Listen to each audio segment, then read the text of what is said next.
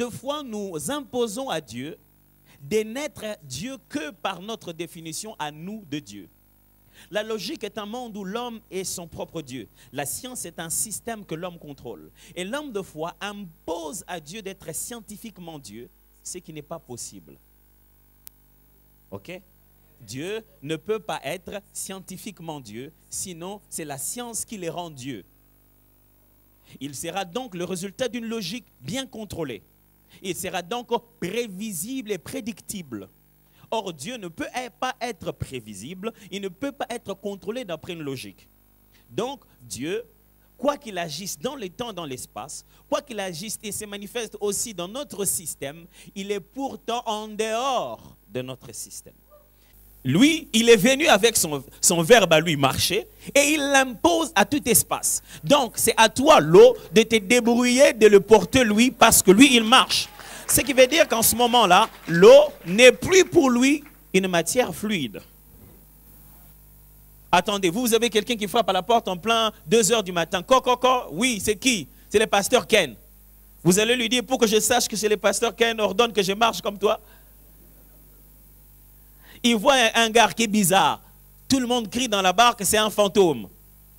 Et la seule chose qu'il lui demande de faire comme démonstration, moi je ne pense pas que c'est ça qu'il devait lui demander. Nous autres êtres humains ici avec Dieu, nous sommes obligés de fonctionner dans le temps et dans l'espace. C'est-à-dire il faut que ce soit une heure bien particulière entre les 24 heures que nous avons. Et puis deuxièmement, il faut que ce soit un endroit bien particulier. Et la règle du temps et de l'espace est la règle dans laquelle Dieu opère ou manifeste toutes les promesses qu'il conçoit pour nous. Vous devez savoir que Dieu ne fonctionne pas avec 24 heures. Quand il y a besoin d'un soir, il y a besoin d'un matin, c'est lorsque Dieu a commencé à créer l'univers. C'est-à-dire que Dieu qui existait avant le système de temps n'avait ni soir ni matin. Il a appelé ça un soir et un matin quand il a commencé à séparer la lumière des ténèbres. Et ça, c'est sur la terre. La Bible dit au commencement, Dieu créa le ciel et la terre. La terre était informe et vide. Il y avait des ténèbres à la surface de la Bible. De son côté à lui, il n'y a pas de notion de ténèbres parce qu'il est complètement lumière et il n'a pas des infrarouges ou bien des capacités de voir dans le noir, en noir blanc ou en négatif. Non, Dieu voit tout directement.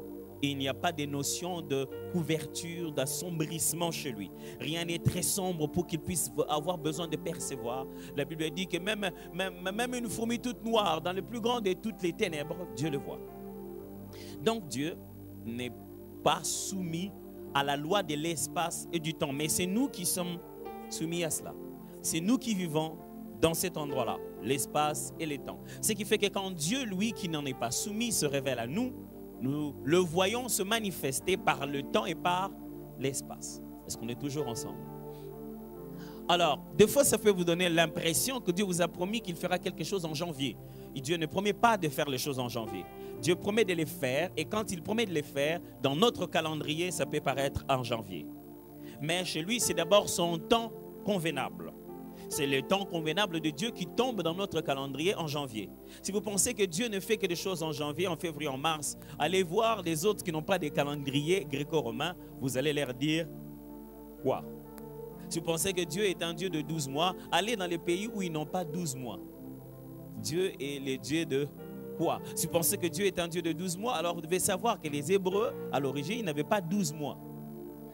Et d'ailleurs, dans leur calendrier religieux, il n'y a pas calendrier religieux, plutôt il n'y a pas de 12 mois. Alors, les systèmes de mois, les systèmes de temps, les systèmes dans lesquels nous vivons, il est complètement humain. Il est nôtre. C'est notre petite boîte à nous. Mais quelquefois, ça nous devient difficile parce que nous voulons que Dieu se confirme en tant que Dieu dans notre système. Ok, j'aimerais bien expliquer ça. Deux fois, nous imposons à Dieu de n'être Dieu que par notre définition à nous de Dieu. La logique est un monde où l'homme est son propre Dieu. La science est un système que l'homme contrôle. Et l'homme de foi impose à Dieu d'être scientifiquement Dieu, ce qui n'est pas possible. Ok? Dieu ne peut pas être scientifiquement Dieu, sinon c'est la science qui les rend Dieu. Il sera donc le résultat d'une logique bien contrôlée. Il sera donc prévisible et prédictible. Or, Dieu ne peut pas être prévisible, il ne peut pas être contrôlé d'après une logique. Donc, Dieu, quoi qu'il agisse dans le temps, dans l'espace, quoi qu'il agisse et se manifeste aussi dans notre système, il est pourtant en dehors de notre système. Il est atemporel, au-delà de notre temps. Il n'a rien à voir avec nous qui avons 12 heures, 14 heures, 15 heures. Quand Dieu veut faire quelque chose, il peut le faire en plein milieu de 3 heures du matin pendant que les gens dorment. Donc, vous n'allez pas lui dire, Dieu, à ce moment, les gens dorment. Moi, je ne dors pas, vous dira-t-il. Il vous dira, moi, je ne dors pas. C'est toi qui dors. Vous n'avez jamais entendu parler que celui qui garde Israël ne sommeille ni ne dort? Alors, Dieu, lui, il est complètement en dehors du temps, mais aussi, il est complètement en dehors de l'espace. C'est-à-dire, l'espace est la notion selon laquelle l'univers a des limites qui contient tout ce qui est dedans. C'est-à-dire, l'univers a ses limites qui est présenté comme un contenant, et tout ce qui est dedans sont des contenus. Dieu n'est jamais le contenu d'un espace. C'est-à-dire, il n'existe pas quelque part où Dieu va entrer à l'intérieur. Même quand la Bible parle de s'asseoir sur son trône, ce n'est qu'une expression. Ça ne veut pas dire qu'il existe quelque chose de plus grand, fait de quelle matière pour pouvoir permettre au poids de la divinité de s'asseoir dessus sans que ça puisse s'écraser. Ce n'est qu'une expression de la gloire de Dieu. Et ce n'est qu'une expression qui ne dit même pas que sa gloire est plus grande que lui. Ce n'est qu'une expression de son pouvoir et de l'exercice de son autorité. Donc Dieu n'est pas obligé, n'est pas soumis à la règle de l'espace. Il est au-delà de la règle de l'espace. C'est-à-dire que vous êtes ici, à cet endroit, à ce lieu, à Kinshasa, mais Dieu, quand il opère pour vous, en votre nom, il peut opérer même là où vous n'êtes pas. J'aime bien vous faire comprendre. Spirituellement parlant, il n'y a pas cette notion d'espace comme nous voyons aujourd'hui, parce que Jésus pouvait prier et dire à quelqu'un, vas-y maintenant, il est guéri. Il prie ici, il ordonne ici et là-bas, il est guéri.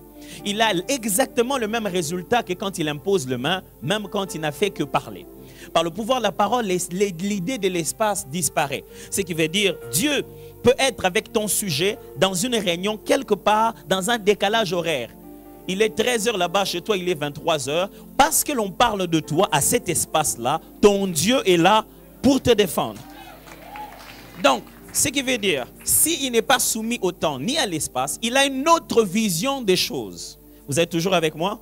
Ok, je sais que je n'ai pas encore lu Ésaïe, je sais. Il a une autre vision de choses, c'est-à-dire, quand il vous regarde, Dieu ne vous voit pas des faces, ni des profils. Dieu est le seul, quand il vous regarde, il vous voit pleinement. Il a un angle de vue tel que, quand il vous regarde, il voit aussi derrière.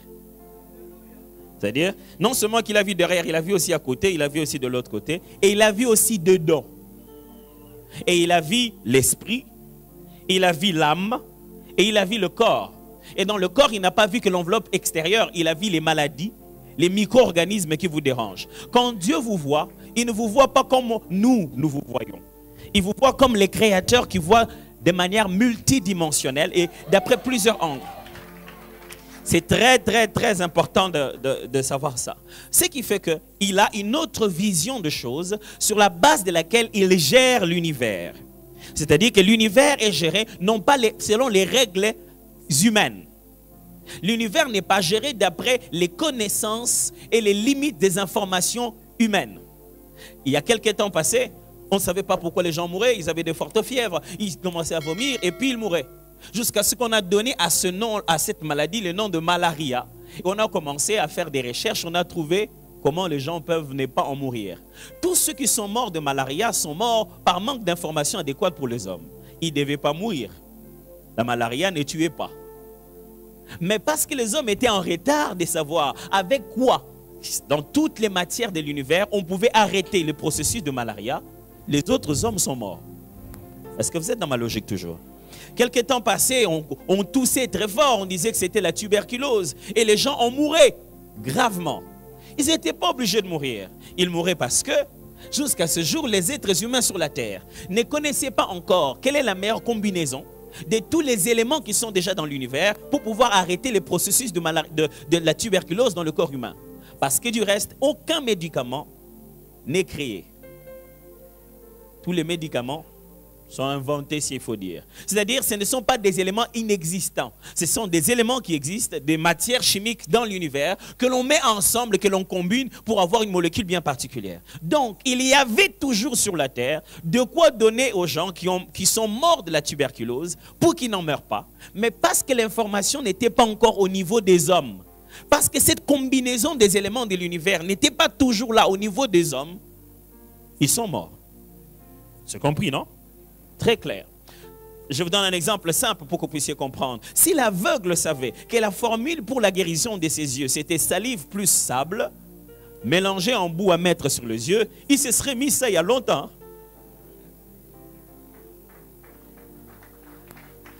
Je m'imagine et dis, mais je serais encore, ma propre salive, ça serait plus facile. Je n'ai pas encore supporté ça. S'il savait qu'il suffisait de cra, cra, cra, brou, za, za, za, ram, broum, et aller se laver, il l'aurait fait. Il l'aurait fait. Jésus, durant tout le temps qu'il a vécu sur la terre, il a prouvé qu'il existe des règles supérieures à ce que les hommes ont déjà connu. Il existe une panoplie de règles divines, je précise, de la parole de Dieu qui sont là, révélées dans les Écritures, selon lesquelles Dieu fonctionne. Dieu fonctionne d'après une panoplie de règles que les hommes ne maîtrisent pas. Il a simplement prouvé. Il dit que le fluide que nous appelons fluide, qui est pénétrable, peut être pénétrable pour tous, sauf pour quelqu'un qui le décide différemment. Oui, c'est là que ça commence à devenir un peu bizarre. Jésus marche, il finit de prier, il marche sur la terre, il marche, et il marche, et il marche, et il marche, et il marche, et il ne marche plus sur la terre, il marche sur l'eau, sans aucune différence, sans tentative. Et souvenez-vous, il ne marche pas dans un océan parce que l'océan, vous avez encore la possibilité de commencer petit à petit à partir du moins de profondeur vers plus de profondeur. Un lac est essentiellement fait d'une sorte de cuve, d'une sorte de casserole. Les profondeurs sont déjà dès les premières minutes. Et c'est entouré complètement des pierres, ainsi de suite. Donc Jésus marche, il marche, il marche, il arrive à côté de l'eau, il marche, il marche, il marche. Il continue à conjuguer le même verbe, quel que soit l'espace, quelle que soit la matière. Vous êtes toujours avec moi? Il conjugue le même verbe, quelle que soit la matière, quel que soit l'espace. Lui, il est venu avec son verbe à lui marcher et il l'impose à tout espace. Donc, c'est à toi, l'eau, de te débrouiller, de le porter lui, parce que lui, il marche. Ce qui veut dire qu'en ce moment-là, l'eau n'est plus pour lui une matière fluide. J'aimerais vous proposer de croire que quelquefois, les règles de l'univers qui nous ont entourés nous ont rendus incrédules et ont tué notre foi. Nous sommes devenus si conscients du peu que nous savons que nous sommes inconscients du trop que nous ignorons. Et ça, c'est quelque chose de bizarre qui est arrivé au prophète Ésaïe. Ésaïe n'était pas n'importe quel prophète, c'était un prophète très éduqué. Dieu a pris, vous savez, Dieu il prend les gens d'où il veut, hein? Où il veut, il les prend et il en fait ce qu'il veut. Alors, il a pris des bergers, il a pris des charpentiers, il a pris des gens de partout. Et Ésaïe, lui, c'était quand même une personne d'une haute cour. Et ce n'était pas n'importe quel prophète, c'était le prophète des rois. Il restait dans la haute cour. Il avait un langage un peu bizarre. Ésaïe, quand il prophétise, vous avez l'impression qu'il est en train de faire une poésie. C'était celui qu'on appelait le prophète-poète. Quand il déclarait ses poésies, ses prophéties, c'était plein de poésie. Qui a cru à ce qui nous a été annoncé? Qui a reconnu le bras de l'Éternel? Papa, dis seulement, qu'est-ce que Dieu veut dire? Il s'est élevé au milieu de nous comme une faible plante. Imaginez-vous que je me lève ici, dit, le Seigneur m'a parlé. Il y a au milieu de nous une faible plante qui s'élève. Il n'a pas de beauté à attirer les regards. La domination reposera sur... Vous allez me dire, il n'est pas précis. Il n'a pas de détails dans ce prophétique. Mais un homme, sans, entre guillemets, détails, a prophétisé quelque chose qui a dépassé les ères, les temps, les périodes, à l'accomplissement du Christ. Il lui arrive pourtant quelque chose de très fort. Il regarde en un même endroit, en un même lieu, deux espaces différents et deux temps différents. Ok? Oh yeah. deux espaces différents, deux temps différents. J'essaie de vous dire ceci. Même si vous occupez cet espace ici, en ce temps-ci, vous, votre promesse, votre appel, n'occupe pas cet espace et n'occupe pas ce temps. C'est pourquoi lorsque quelqu'un vient vers Dieu, Dieu lui dit, voici ce que tu vas devenir, voici ce que tu vas être. C'est pourquoi quand tu arrives devant des hommes de Dieu différents, ils te disent tous exactement la même chose. Exactement la même chose. Pourquoi? Parce que dans le conseil divin, lorsque le calendrier divin est sorti, tous ceux qui étaient devant la présence de Dieu savent ce qui doit se passer. Ce jour-là, Élie a parlé avec Dieu et Dieu lui a dit, aujourd'hui je dois t'enlever. Il pensait les savoir seul et il cachait. Mais tous les fils de prophètes les savaient.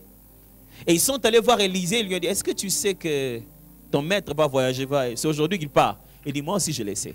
Mais personne n'a parlé à personne. Mais tout le monde sait.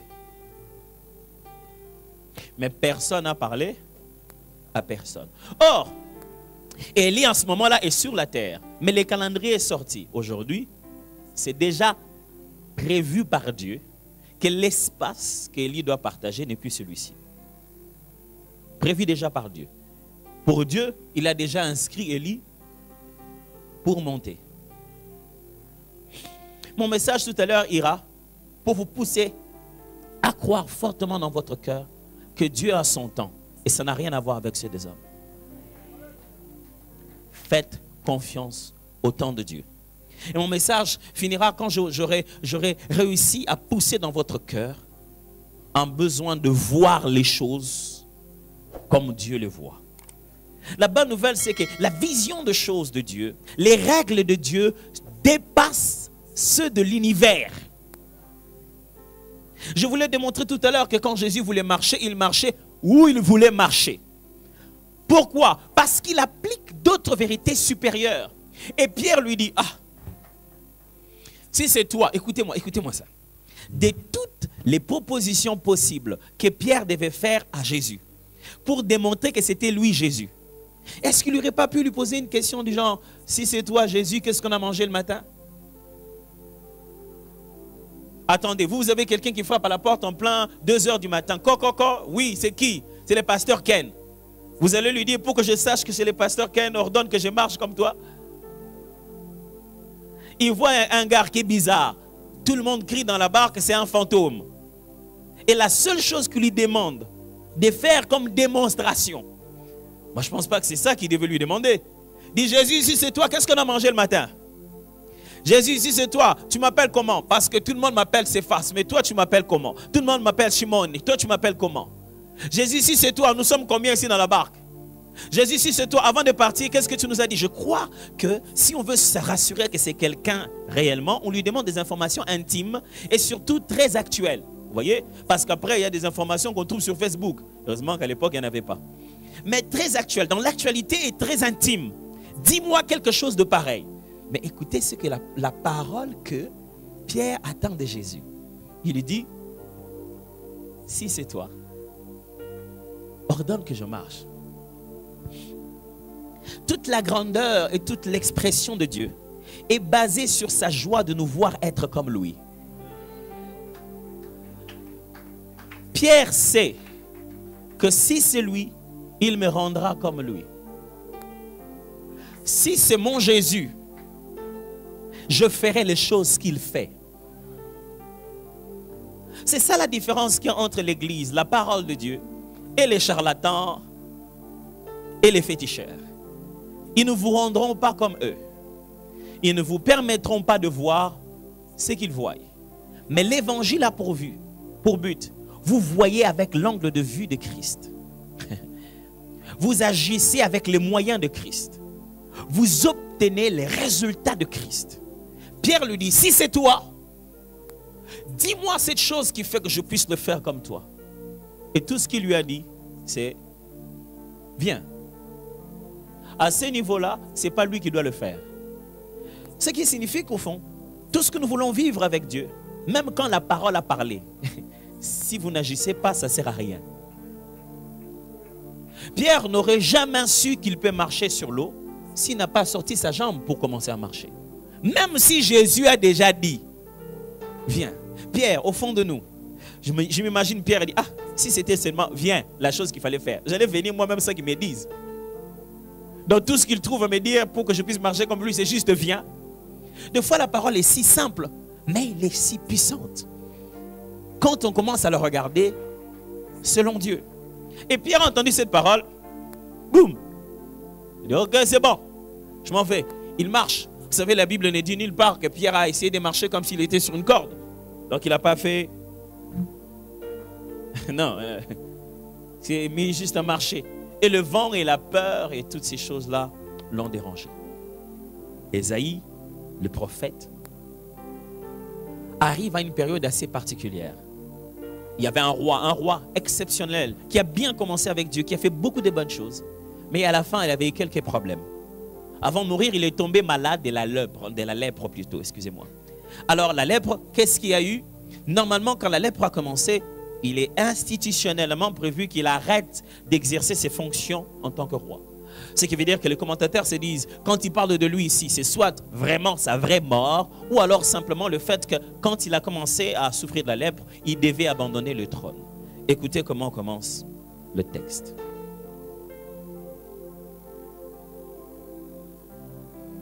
L'année de la mort du roi Osias, je vous ai dit, il parlait d'un roi. Je vis le Seigneur assis sur une trône très élevée. Regardez, il décrit un espace et il décrit une vision que les autres n'ont pas vue. Et les pans de sa robe remplissaient le temple. Des séraphins se tenaient au-dessus de lui. Ils avaient chacun 6 ailes, 2 dont ils se couvraient la face, 2 dont ils se couvraient les pieds et 2 dont ils se servaient pour voler. Ils criaient l'un à l'autre et disaient, Saint, Saint, Saint est l'Éternel des armées. Toute la terre est pleine de sa gloire. Les portes furent ébranlées dans leur fondement par la voix qui retentissait et la maison s'est remplie de fumée. Alors je dis, malheur à moi, je suis perdu car je suis un homme dont les lèvres sont impures. J'habite au milieu d'un peuple dont les lèvres sont impures et mes yeux ont vu le roi, l'Éternel des armées. Mais l'un des séraphins vola vers moi, tenant à la main une pierre ardente. Il avait pris sur l'autel avec des pincettes. Il en toucha ma bouche et dit, ceci a touché tes lèvres. Ton iniquité est enlevée et ton péché est expié. Tout ce que je viens de vous lire, personne d'autre à part Ésaü n'a vu ça. Il est possible qu'Ésaü était à un endroit, à un espace physique de notre monde ici. Et quand il était en train de faire toute cette expérience, personne ne savait ce qu'il voyait. Il est possible qu'au moment où il est en train de voir ça, il était chez lui. Mais il dit qu'il voit au temple. Toujours en train de me suivre, hein? Il est possible qu'il était en train de dormir, qui sait? Je ne sais pas comment vous décrire comment il a reçu cette vision, mais il a juste dit qu'il a vu. Et les chérubins sont en train de lui raconter des choses un peu bizarres. Ils disent d'une voix forte, Saint, Saint est l'Éternel, la terre entière remplie de sa gloire. À quel endroit? Quand vous marchez, vous voyez la gloire de Dieu où? Ils affirment que c'est la terre entière qui est remplie de sa gloire. Il est en train de raconter des choses que nous ne voyons pas. Il a rencontré des créatures que nous ne voyons pas, qui lui racontent qu'il existe des choses que nous ne connaissons pas. Il a vu un roi, il a vu l'Éternel, a-t-il dit, et il a vu l'Éternel avec le pan de sa robe. Regardez très bien dans les textes, il ne décrit aucun autre accoutrement que le pan de sa robe. Il ne dit rien d'autre. Il ne dit pas s'il était de quelle manière. La seule chose qu'il décrit avec précision, c'est juste le pan de sa robe. Le pan de sa robe, donc, était une tenue royale. Vous savez, quand les rois, à l'époque, ils entraient, ils avaient une sorte de traîne. Hein? Pas les traînes des mariages des femmes. Nous, les hommes, on ne porte plus de traînes. Depuis le jour où les reines, ce sont les femmes, et que nous, les rois, portent seulement des vestes qui se limitent ici. À l'époque, c'était nous qui portions les traînes. Mais bon. Alors, vous savez, vous avez déjà vu ça des fois dans la télé, n'est-ce pas? Des rois qui ont des longues traînes, qui ont comme une traîne par-dessus, donc une sorte de robe très, très, très longue. Et à l'époque, vous savez, plus vous aviez de pouvoir, plus vous avez des terres à contrôler, des personnes à diriger, plus votre robe traînait.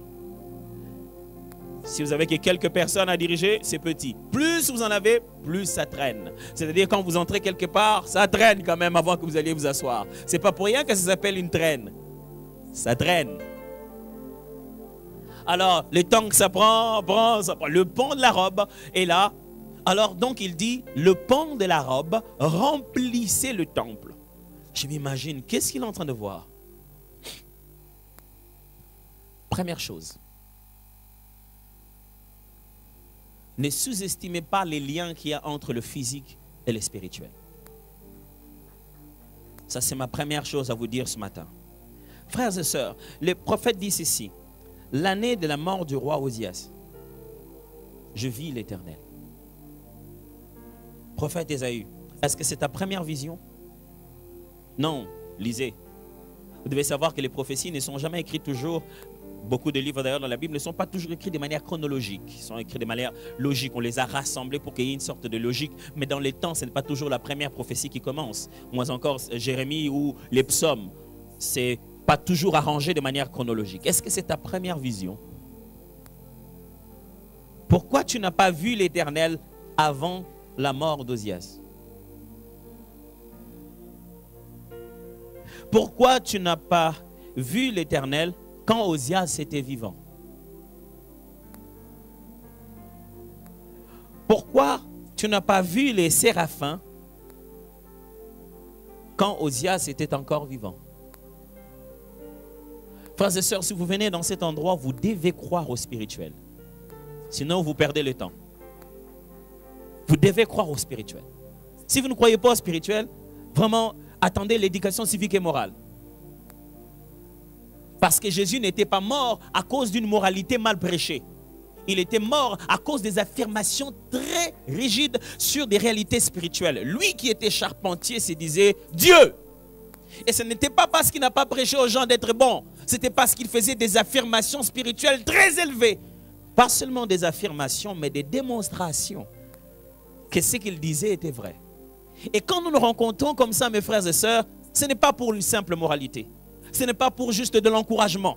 Ce n'est pas juste du développement personnel. Ce n'est pas juste sois très fort, très fort, très fort, sois discipliné, tout ira bien. C'est faux, mes frères et sœurs. Il y a d'autres règles qui dominent sur ce système dans lequel nous sommes en train de vivre. Et gloire soit rendue à Dieu de fait que c'est lui qui a établi ce système, et physique et spirituel. C'est l'Esprit de Dieu qui habite dans nos cœurs, qui s'est mouvé au-dessus des eaux en attendant que la parole vienne rendre la lumière réelle. C'est-à-dire qu'en réalité, il n'y a aucun principe spirituel qui est au-delà de celui qui vit en nous, parce que celui qui est en nous est plus puissant que celui qui est dans ce monde. Et nous sommes censés vivre physiquement avec une grande conscience de notre état spirituel. Qu'est-ce que j'essaie de dire? Je suis juste en train de vous dire qu'il y a quelques Osias qui doivent mourir physiquement pour que toi tu voyes le pont de la robe. Osias est mort dans le corps. Il est mort physiquement. Mais c'est comme si la mort d'Osias a ouvert une porte spirituelle au prophète pour qu'il voie une autre dimension de Dieu. Quelque chose qu'il n'a jamais encore vu, quelque chose qu'il n'a jamais encore expérimenté. Il y avait des séraphins ici dans le temple, il y avait des anges ici dans le temple et moi je ne les voyais pas. Je prie Dieu qu'il repère l'Osias qui t'empêche de voir exactement comme il voit et qu'il les mette de côté. Osias, ce n'est pas toujours des péchés. Osias, c'est une maîtrise trop élevée de Dieu. Let me make it clear. Ah, on m'a dit que j'ai dit ça trop. Effacez ça. Alors, qu'est-ce que j'essaie de vous dire? Osias était un bon roi, vous savez. Il a très bien commencé. Il a fait beaucoup de changements, beaucoup de bonnes choses. La chose qui vous empêche d'évoluer avec Dieu, c'est ce que vous connaissez de lui déjà jusqu'ici. Chaque fois que vous faites avec la démarche avec Dieu, ne cherchez jamais le confort. Parce qu'entre l'homme et Dieu, l'homme est tout le temps challengé à suivre le rythme divin. Quand vous devenez confortable, vous commencez à être moins spirituel. Oh, est-ce que j'ai choqué quelqu'un là-bas? Non, si je n'ai pas choqué, alors je vais bien choquer.